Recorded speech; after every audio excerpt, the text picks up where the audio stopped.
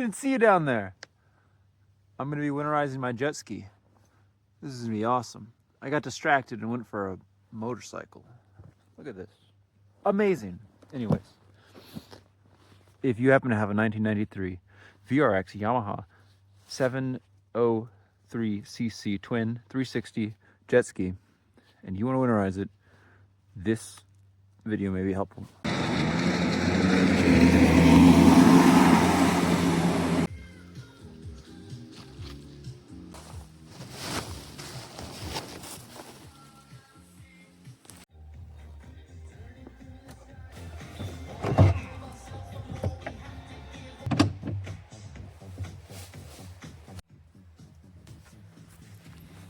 So water input right here on the right. The way the jet skis work, they don't have an impeller like an outboard. They take the pressure right off the motor right here because the jet ski sucks the water in the bottom, compresses it, sprays it at the back. So it taps off in the middle of the pressure chamber right here, right after the impeller. There's the impeller, and then there's a cylindrical chamber, and then a throat like a rocket nozzle. So in the chamber, the jet ski taps off a hose, and that flows water through the engine and the block. And there's a hole. It's right there.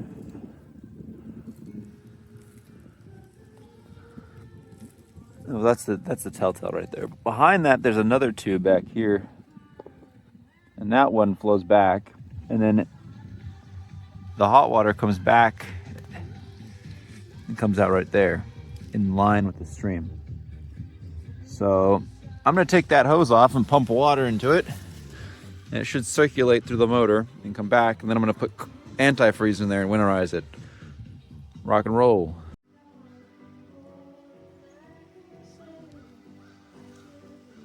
So I learned something interesting about these 1993 jet skis.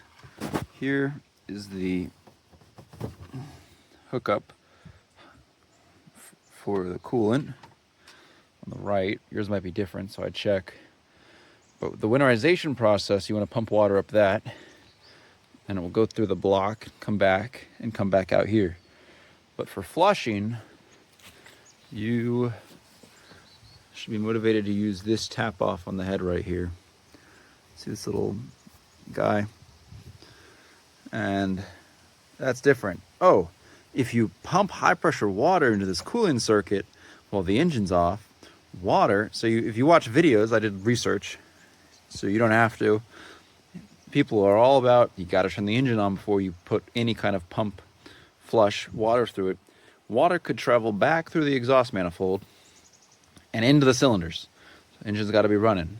I know, interesting design, but I've always done outboards like that. Nothing like this. So I have a pump, but and there's no thermostat apparently on 1993 Yamaha jet skis. This is a 700cc twin 360 engine, the same kind of engine on that 1977 Yamaha over there. Interesting enough. So there's just two cylinders that go like this. Anyhow, let's get this guy ready for the winter.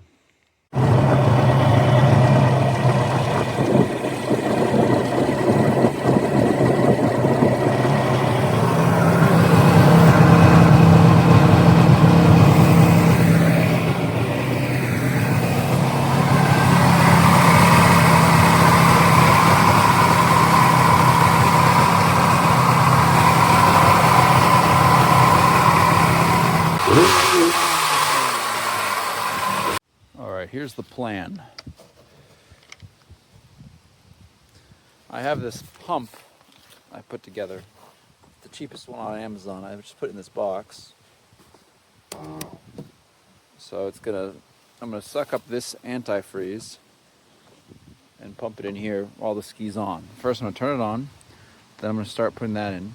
And when I see the water coming out of here turns pink, I can push this guy under here and try to catch it.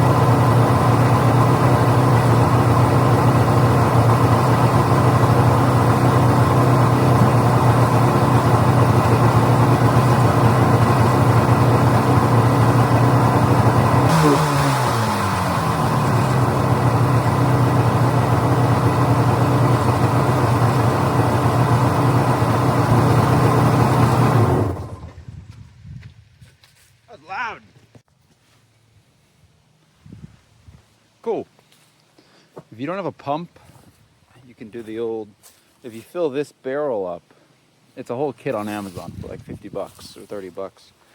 You can basically put that up on a high platform and it siphons through the engine. So that is an option. That pretty Yamaha. It definitely ran a little warmer because the flow rate was a lot slower, but nothing crazy. Outboards or motors, as long as you can touch them and they don't burn you right away, they're not overheating. So now we're just going to take the lid off the carbs. This is the carburetor, by the way, and spray some fogging oil in here and put some seafoam in the fuel.